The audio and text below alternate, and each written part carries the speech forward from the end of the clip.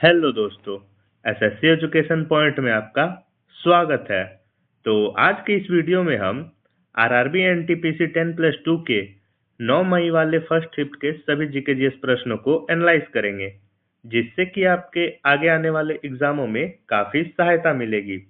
तो वीडियो को पूरा ज़रूर देखिएगा और अगर आप चैनल पर नए हैं तो चैनल को सब्सक्राइब जरूर कीजिएगा। तो चलिए शुरू करते हैं इन सवालों को। तो पहला सवाल था, तात्या टोपे को अंग्रेजों द्वारा कब और कहां फांसी दी गई थी? तो तात्या टोपे को अंग्रेजों द्वारा 18 अप्रैल 1859 में शिवपुरी में फांसी दी गई थी। तो इसका सही जवाब हो जाएगा ऑप्शन नंबर 2। 18 अप्रैल 1859 में शिवपुरी में तात्या टोपे को फांसी दी गई थी। अगला प्रश्न दिया हुआ था, भड़ला सोलर पार्क जो दुनिया का सबसे बड़ा सोलर पार्क में से एक है, कहाँ स्थित है? तो भड़ला सोलर पार्क जो है वो राजस्थान राज्य में स्थित है। तो इसका सही जवाब हो जाएगा ऑप्शन नंबर 2। राजस्थान राज्य में जो है वो भड़ला सोलर पार्क स्थित है, जो दुनिया के सबसे बड़े सोलर पार्कों में से एक है।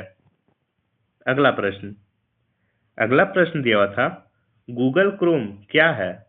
गूगल क्रोम ऑपरेटिंग सिस्टम है, सर्च इंजन है, वेब ब्राउजर है या हार्डवेयर है? तो गूगल क्रोम जो है वो वेब ब्राउजर है। तो इसका सही जवाब हो जाएगा ऑप्शन नंबर 3, वेब ब्राउजर। अगला प्रश्न दिया हुआ था, पूर्व वित्त सचिव अजय सेठ को सितंबर 2025 में किस नियामक संस्थान का अध्यक्ष नियुक्त किया गया? तो पूर्व वित्त सचिव जो थे अजय सेठ, उनको सितंबर 2025 में आईआरडीआई का अध्यक्ष नियुक्त किया गया। आईआरडीआई का मतलब है भारतीय बीमा नियामक और विकास प्राधिकरण। इसका पूर्ण रूप होता है भारतीय बीमा नियामक और विकास प्राधिकरण। तो इसका सही जवाब हो जाएगा ऑप्शन नंबर 3, आईआरडीएआई। अगला प्रश्न दिया हुआ था, नारी शक्ति वंदन अधिनियम 2023 के रूप में संसद के दोनों सदनों द्वारा पारित भारतीय संविधान का कौन सा संशोधन अधिनियम है? तो नारी शक्ति वंदन अधिनियम 2023 के रूप में संसद के दोनों सदनों द्वारा पारित भारतीय संविधान का 106वां संविधान संशोधन अधिनियम है। तो इसका सही जवाब हो जाएगा ऑप्शन नंबर 3, 106वां संविधान संशोधन अधिनियम। अगला प्रश्न दिया हुआ था, फुटबॉल में पेनल्टी किक कब दी जाती है? तो फुटबॉल में पेनल्टी किक तब दी जाती है जब पेनल्टी क्षेत्र के अंदर हैंड हो या फिर फाउल हो। तो इसका सही जवाब हो जाएगा ऑप्शन नंबर 4। अगला प्रश्न दिया हुआ था, पश्चिम भारत में लू किस ऋतु में चलती है? तो पश्चिम भारत में लू जो है वो ग्रीष्म ऋतु में चलती है। तो इसका सही जवाब हो जाएगा ऑप्शन नंबर 3। अगला प्रश्न दिया हुआ था, महात्मा गांधी ने 1922 में असहयोग आंदोलन को वापस ले लिया, क्यों?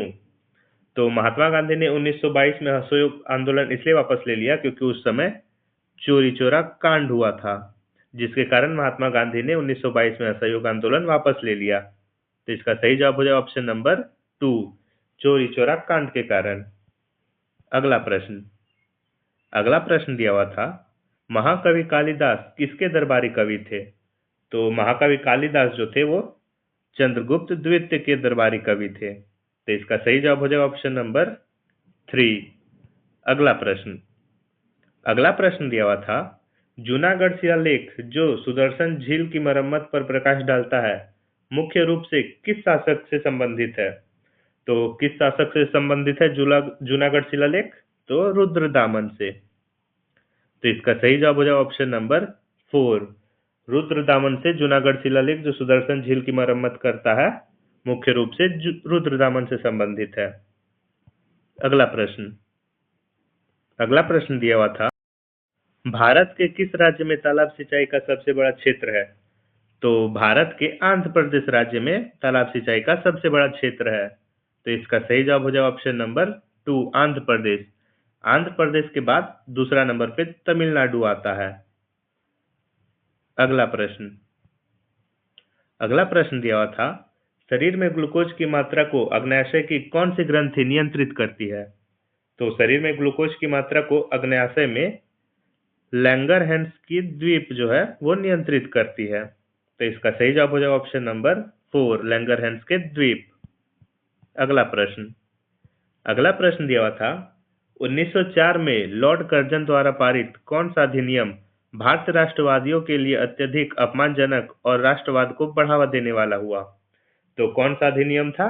तो भारतीय विश्वविद्यालय अधिनियम। भारतीय विश्वविद्यालय अधिनियम जो था वो अत्यधिक अपमानजनक और राष्ट्रवाद को बढ़ावा देने वाला अधिनियम था। तो इसका सही जवाब हो जाएगा ऑप्शन नंबर 2। अगला प्रश्न दिया हुआ था, हड़प्पा सभ्यता में मोहरे या अन्य शिल्प वस्तुएं किस विधि द्वारा बनाई जाती थी?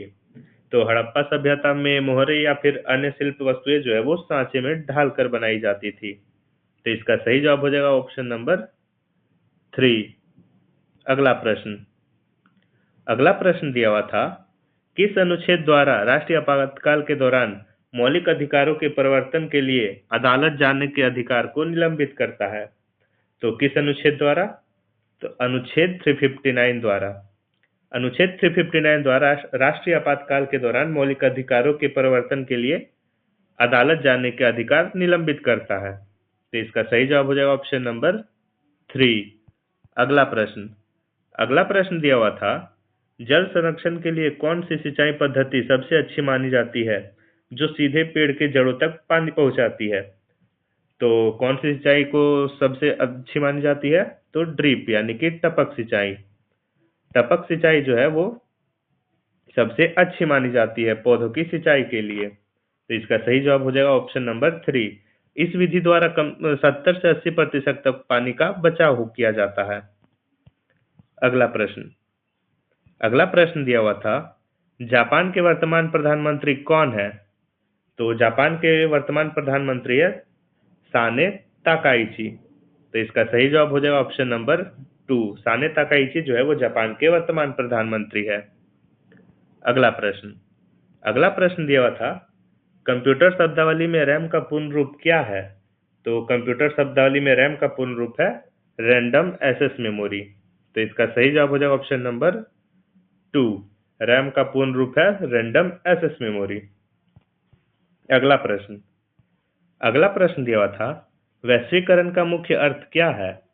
तो वैश्वीकरण का मुख्य अर्थ होता है विश्व की अर्थव्यवस्था का एकीकरण। तो इसका सही जवाब हो जाएगा ऑप्शन नंबर 3। विश्व की अर्थव्यवस्था का एकीकरण वैश्वीकरण का मुख्य अर्थ है।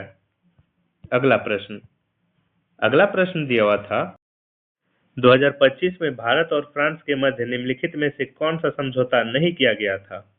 तो 2025 में भारत और फ्रांस के मध्य जो है वो साइबर सुरक्षा समझौता और भारत अमेरिका एआई घोषणा, यह दोनों जो है वो नहीं किया गया था। तो इसका सही जवाब हो जाएगा ऑप्शन नंबर 2 और 4। तो आज का जो प्रश्न है वो यही समाप्त होता है। ये थे आरआरबी एनटीपीसी 10+2 के 9 मई के फर्स्ट शिफ्ट में पूछे गए प्रश्न। और आरआरबी के सभी शिफ्टों का एनालिसिस पढ़ने के लिए हमें सब्सक्राइब जरूर करें। धन्यवाद।